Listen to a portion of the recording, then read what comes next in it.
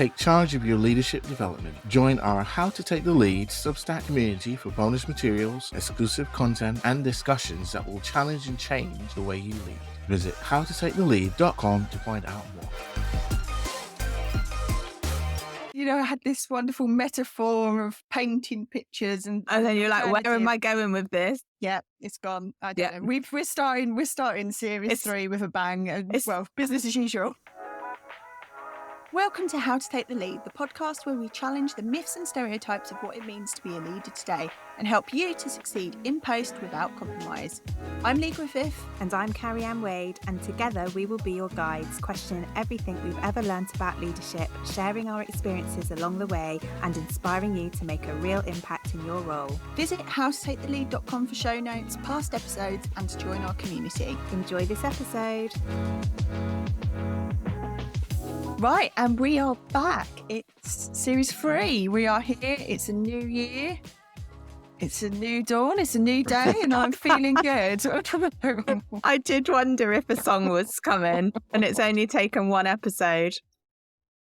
So if you're new to the show, hit that follow button so you don't miss any future episodes. If you're a regular listener and you're joining us for another adventure, please share the show with someone you know so that more people can join the modern leader movement.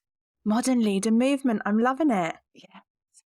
And if you're wondering if we always look like this, no, is the honest truth. We look like this today because we're now on YouTube. So hi, if you're watching us over there, we'd love it if you subscribed and like this video so that there's a chance that YouTube might actually recommend us to some other people. So it's quite an exciting way to start the series. Right, it was slightly nerve-wracking. So we got to series 3 and I'm like, right, I'm all over this podcasting now. I'm loving it. I'm totally confident about it. Oh, no, we're going on YouTube. Oh, right, okay. So I actually have to look like I've put some proper clothes on. Well, we can't put a brush through my hair.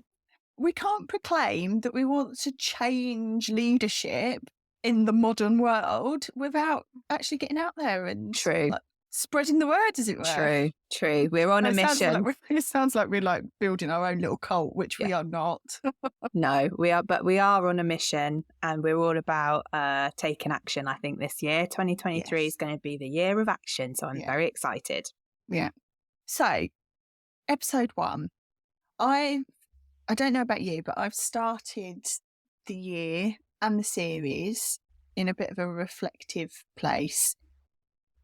It's tough out there. It's been tough for a few years, and it's like not abating anytime soon. And the leaders that I'm talking to are tired. Their teams are tired.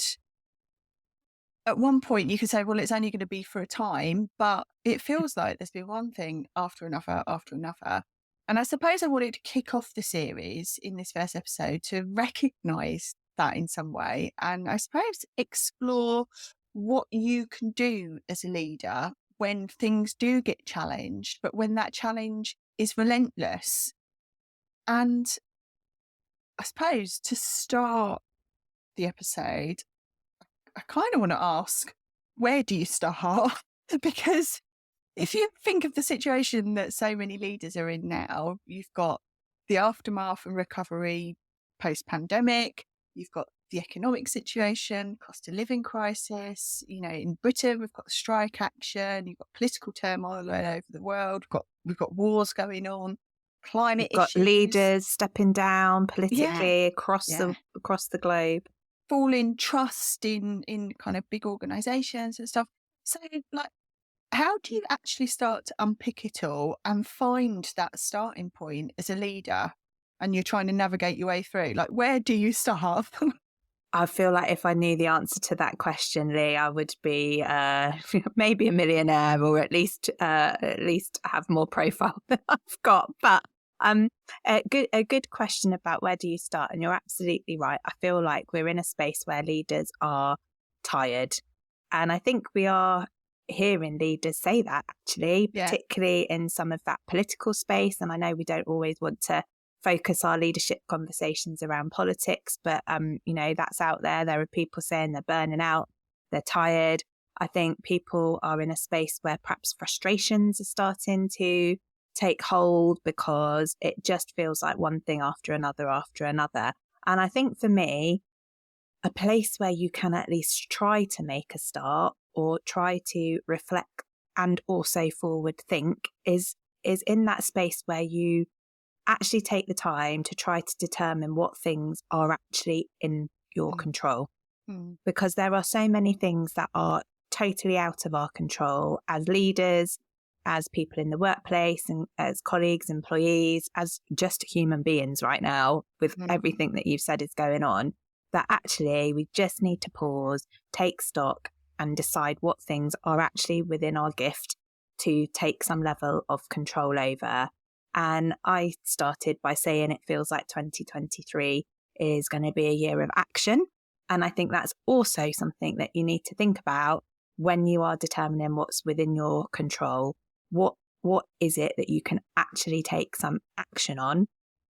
And then align that with what you know, or find out if you don't know this already, around what is important to your key stakeholders. So whether that's your teams in your organization, whether that's your clients, communities, whatever that is, what's important to them, and therefore what can you take action on to make some sort of impact or positive difference is probably where, I'm saying it as if that's really easy to do, but that is where I would start that thinking and those conversations. Yeah, I concur in the sense that your staff and your communities, or the people you serve, in depending on the type of organisation that you run, they're your guide almost at this time, aren't they? That it is around what's going to resonate with them, what's going to help them, where they'd value your input most as a leader. And you can't second guess that. You've got to ask them about the issues and the impact it's having on them, and find out what possible answers or solutions they might have. Don't make an assumption. And often as leaders, we think this, that saviour complex, I've got to be a hero and come in and rescue it. And I do think, particularly at the minute, just acknowledging actually there's a lot of stuff going on and I don't have the answers. It's not all in my control, but where can we wrestle some control is a good starting point to have those conversations with people. I completely agree. I also think that sometimes you can get so consumed with all the big stuff that's happening, but there are little things that you probably can do to push the dial in all of those things in one way or another, and that can add up to actually make a difference for the people on the ground, as it were. So I think sometimes just breaking that down, and again it goes back to asking the people that matter around how you can help,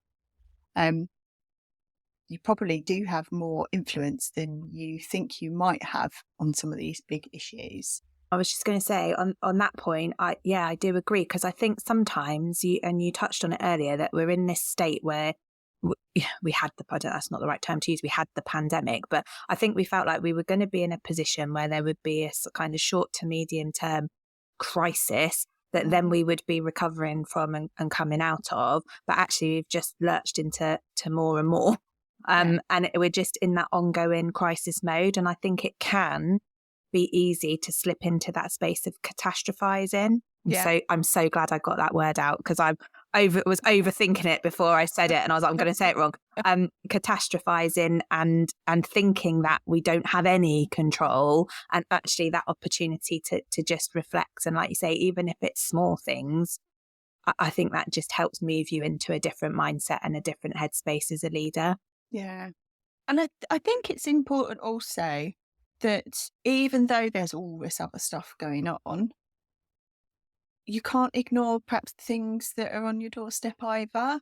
And there's a reality about there will always be something. Yes, it does feel like there's an inordinate amount of stuff happening at the minute, and it does feel relentless, but probably people would have said that maybe, I don't know, 10 years ago, or if you think back to when other big things happened, then it probably felt like there was a lot of things happening at one time and hitting you.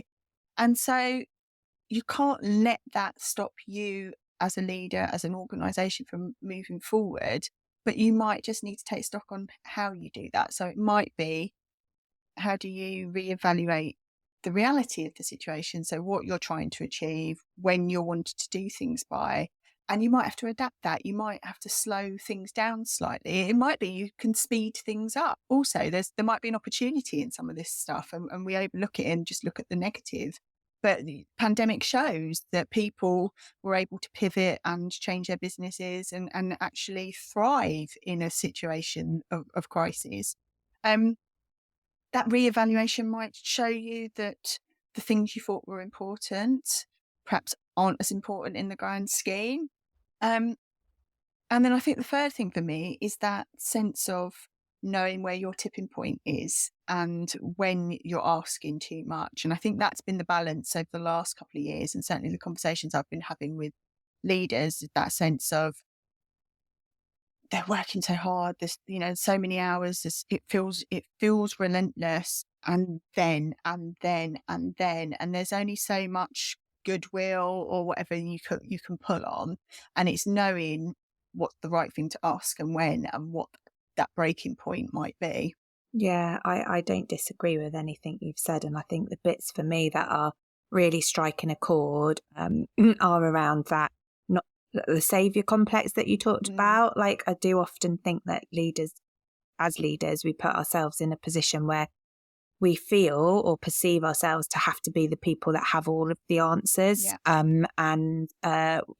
Whether that is a true reflection of how we're perceived in the spaces we lead or not, I think you can feel that. And I do think that asking other people what would be the solutions they could bring to the table is really important, because as well as you feeling like you're able to take some control back, you're actually gifting the others around you some of that control as well, at a time when people probably feel like things are very chaotic and out of control. So I do think that, control is not usually a word that I would use a lot, because in a lot of spaces, the connotations of that I don't like in a leadership space. But I think if you can enable people to feel some sort of autonomy and feel empowered to do something that will improve their own situation, and that you are offering support and enabling them to do that, I think that can be really powerful. Yeah. So we know, any management, leadership theory book, whatever your choice of learning is, or they all talk about, in a challenging situation, you've got to try and share a vision. You've got to show what an end picture might look like, inspire some form of hope, that light at the end of the tunnel that people often talk about. And we've just been talking a lot about control. But I think the biggest frustrations can come from those points where you feel you've got no or limited control, where perhaps it's not always possible to paint that future scene for people. So as a leader, if you're in that position, what can you do instead? So I think there are a few things that spring to mind for me, and some of it for me is not about what you can do instead, because I would hope you're doing some of these things anyway in that leadership space. But I appreciate in times of pressure and when things feel really difficult, things can slip. But I mean, first and foremost for me, it's about transparency and honesty. And actually, if you've taken the time as a leader to be connecting and building those relationships with your key stakeholders, whoever they might be, I would hope that you're already in that space of having open and transparent conversations. But I think you just have to be honest about the fact that actually right now, we don't know where this is going to end up. If you think about the pay disputes that are happening in Britain right now and people going on strike, I don't think there's really anyone who's in a position as a leader on any side of that dispute to really give the clarity about what the end result might look like. And that's why we're in a bit of a deadlock situation with that. So I think there is something about being honest about that and open and having those discussions. I also think of a few of the things we touched on in response to that sort of first conversation point. But I know you talk about this a lot, and we have had this conversation through Take the Lead and on other episodes of the podcast about that adaptability. So don't you talked about, the strategy and being able to be flexible and adapt. And actually, maybe now is not the time to be totally focused on what your 5-year strategy may have been.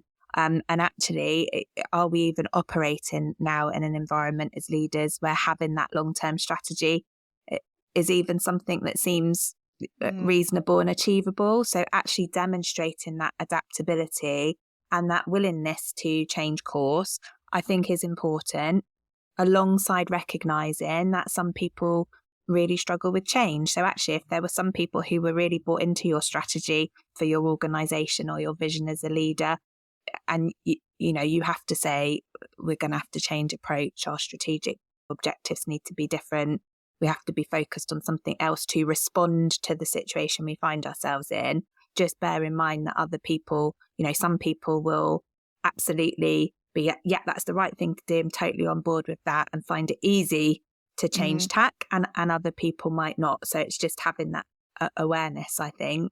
And for me, again, you mentioned this, there's something about what are the small things that might make the biggest difference. And actually, if you haven't got an end state or an end goal in mind, or you have, but it just doesn't feel realistic right now because there is so much uncertainty, bring it right back down to like those small things that would make people feel different today, tomorrow, next week, rather than 1 year, 2 year, 3 years time, because actually that's what will make a difference for people on the ground who are looking to you to lead them and give them any semblance of reassurance or assurance you're able to. Yeah, you can still paint a picture. It just might not be the picture you originally envisaged you were going to be painting for people. And, absolutely. And yeah, it might be.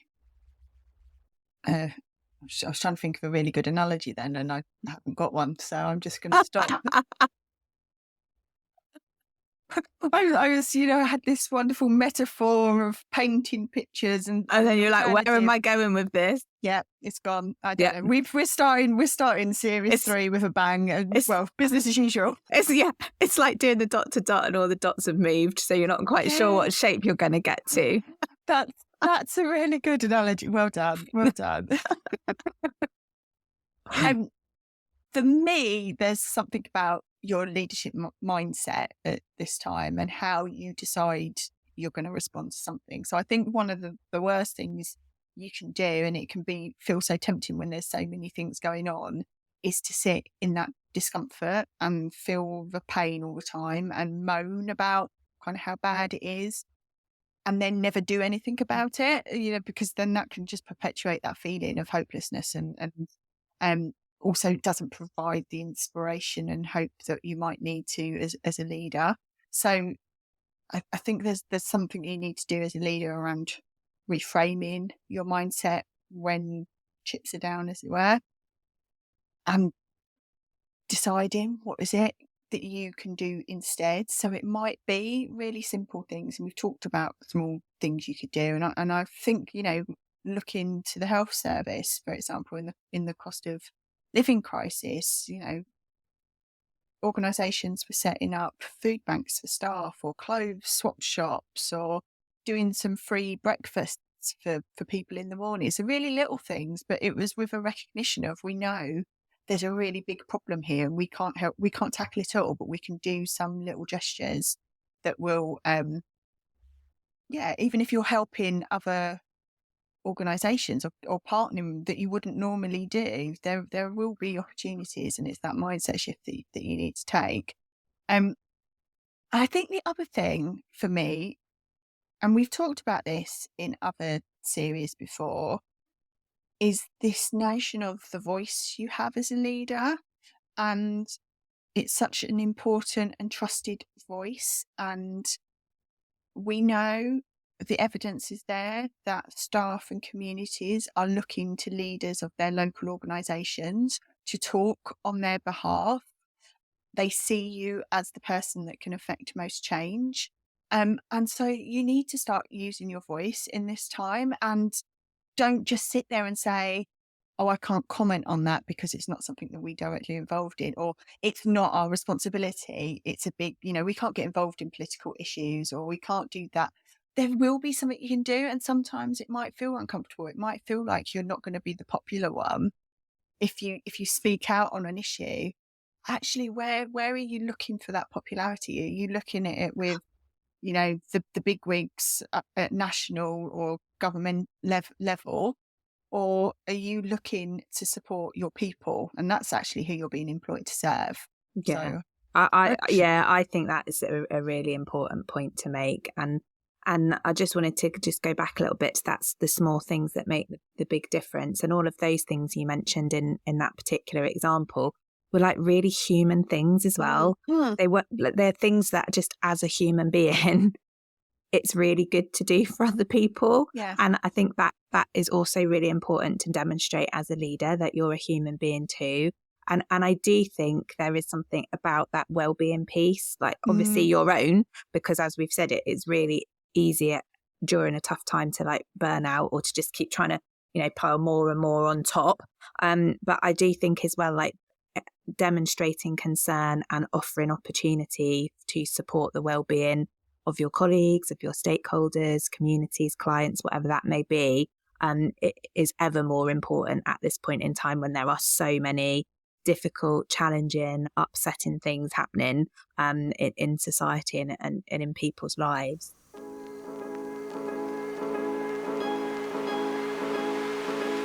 Cat's Pyjamas empowers communications professionals to grow and thrive in their careers through mentoring, collaboration and community. I'm Carrie-Anne and I'm passionate about supporting you to reach the next level of your communications career. Book a free 30-minute discovery call and we can talk over how working together will re-energise and refresh your strategies and approach, helping you reach your goals whatever they may be. We'll focus on what's important to you right now and how I can help you take action to move forward and grow. If you're ready to feel empowered and take the next steps in your communications journey, then visit cats-pyjamas.co.uk to book your discovery call.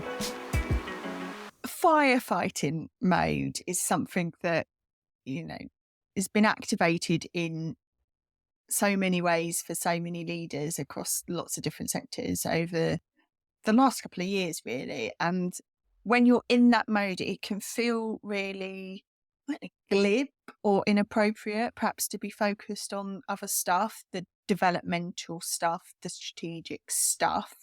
And more people I've been talking to at very senior levels are having to work in the weeds to show camaraderie, to help out, to try and get things moving and whatnot. And it's become this challenge to get out of that cycle of firefighting, doing the do instead of doing the bigger stuff that you might need to do as a leader. So I'm interested what's worked for you in terms of how do you shift from there's a time and place of doing that, and then there's a time of when I need to exit as a leader. I guess it's really interesting, isn't it? Because you mentioned like development, and I think when you're in constant firefighting mode, it feels like being focused on development is like so totally out there. It's not the right thing to do. And I guess as somebody who's really big on self-development and the development of others, somebody who mentors, I'm talking to you who's a coach, people are probably going to roll their eyes and go, well, she would say it's actually the time when it's probably more important than ever. But that is genuinely how I feel. And I feel like you do have to take time. You have to make that time to focus on developing yourself, understanding what development needs your leadership team might have, because you've been operating in that in the weeds operational firefighting mode for so long that you kind of need to step away from that. And I guess things that have slipped for me at times when we've been in firefighting mode have actually been the things on reflection it would have been really important to keep doing, and I maybe haven't always done that, and I'm now in a position of re-establishing those. So things like yesterday, I had a strategy day out of the office with my deputy, and we purposefully took ourselves out of our usual work environment, put our out of offices on, were not available, to the team, to the organisation, because we needed that dedicated time together to focus on team development, our own development, what our priorities really do need to be over the coming months, and just have that focus on that. And actually, pre-pandemic, we were doing that like once every 6 to 8 weeks, having that day together to really be focused. And obviously through the pandemic that slipped, but now it's back in because we realised the value of that in terms of being able to be away from, for a period of time, that really operational kind of firefighting mode that we're in. But I also think it's important for you to offer those opportunities to your team as well, because if you're in that space and you're operating maybe, below the level at which, you've been employed to operate, which is what we're talking about, that being in the weeds, then you can bet that your colleagues in your team will be doing the same thing. And actually you need to create that space to have those conversations and pick yourself, up out of that and focus on, even if it is, what do we need to achieve over the next 6 weeks? That's a step away from what do we need to achieve in the next 6 hours when you're working really operationally. So for me, that's been really important to reestablish and put back in place. Yeah. For me, there's something about you need to start signaling your intent to shift, because the boundaries have been reset at that point that you've been working in that firefighting mode. You've been down in the weeds. People may have created dependencies on you. And if you suddenly go like that overnight, I'm suddenly now going to be doing this, and you haven't explained why and what the outcome is and why things are shifting, people will think, oh, do they not think this is a priority anymore, or they're abandoning us, and all of that stuff, which can almost in itself create another little mini crisis of whatever within your team or your organization. So it's not like ripping a sticking plaster off very quickly. I do think there's some work you need to do to extract yourself out of that way of working, but you have to do it very openly, vocally, and be really clear on the boundaries and what that's going to mean for everyone, not just you. Yeah, and I think that clarity on boundaries is important, and linked to that clarity on what people's roles are, and also expectations of individuals and the wider team. So being transparent and having those conversations is really important. And actually, I think there's an opportunity to reflect as a leader yourself, that if you are constantly in the weeds of things, you've gone there with good intent, I think, as a leader, because you're in firefighting mode and you're wanting to roll your sleeves up and help get through the crisis or whatever. But if you're sort of constantly in that mode, it can feel to other people around you like you're meddling. And actually you're stepping on the toes of other people's whose job it is to be operational or tactical, or whatever level that is that you're operating in. And I think it can also impact, if you continue to be in that space, on how valuable other people see their own contributions, because you can actually start to get into a space where other people see you as doing their job. And is that because that person doesn't value what I'm bringing? Is that because I'm not good enough? Is it because they don't trust me? Yeah, so trust. That was the word that was in my head. Yeah, so that's also something that I think you really need to reflect on as a leader, as you're doing what you said and kind of navigating your exit from being in that operational firefighting space to kind of moving back to the space that you should be operating in. So we normally finish every episode with a how-to, and rather than a straight up how-to this week, I kind of want to ask another question, but it is a how-to question, so I'm being a bit cheeky. I love it. So, and we've touched on some of this in the conversation. So we know that constant challenge can have a real impact on well-being, on motivation, for example. So what do leaders need to start doing differently to make 2023 feel different? Okay. So for me, it is definitely about being focused on actions, not just words. And that what we've talked about already about like what can actually be done to take action and progress things and move things forward. I also think leaders need to ask of themselves and of others, what do people need from me as a leader? What is it that you actually need from me as a leader? And ask that question about, as a leader, what value can I truly add here? So if we just go back to that previous conversation about being in the weeds, what value can I truly add here? And if it is none, then find a way to step out of that space. And I think some of that might be uncomfortable to have that conversation with yourself and with other people. But I think it's really important to have, because I think you can almost ignore the bigger picture and the things that do need you to start taking some action, because you're creating a level of false comfort about where you are operating in those weeds. So for me, they would be the thing that I would say. And I think as a sort of practical thing, which always sounds easier than it is to actually do, there's something around how do you create that space and time for you to refocus your efforts. If that's time blocking, if that's having less meetings, if that's taking days out and working in a different environment, I think those things can actually really help to shift your mindset and your outlook. Yeah, love that. And I think linked to that bit around shifting your mindset and outlook, it's that starting to look after yourself through all this and role model the behaviours and all of that kind of stuff, so that your team feel they have permission to do the same, because I think often that does get overlooked.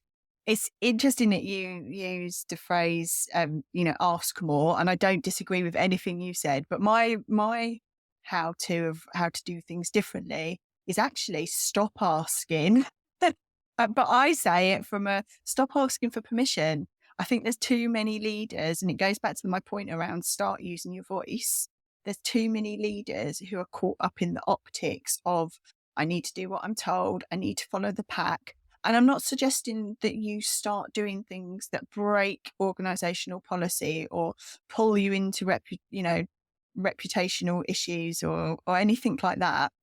But there are ways that you can smartly make sure that your voice is heard and you have more impact and influence than you can ever imagine you have. And you need to bloody start doing something about it. Mic drop, end of episode. Just take that forward into 2023 and the world of leadership is already a better place. Yeah. So that's it. End of episode 1. As we said at the outset, we are now on YouTube. So follow if you want to see our lovely faces as we look at each other, kind of go, what was it I was going to say? Feel free to hop on over there and give us a follow.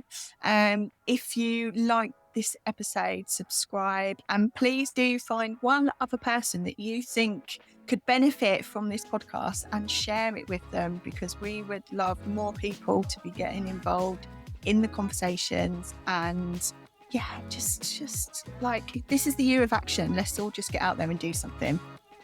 Until next week, bye.